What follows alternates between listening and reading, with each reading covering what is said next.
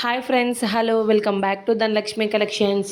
మన పేజీలో అయితే ప్రీమియం సాటిన్తో మేక్ చేసినటువంటి స్క్రంచీస్ అయితే అవైలబుల్గా ఉన్నాయండి.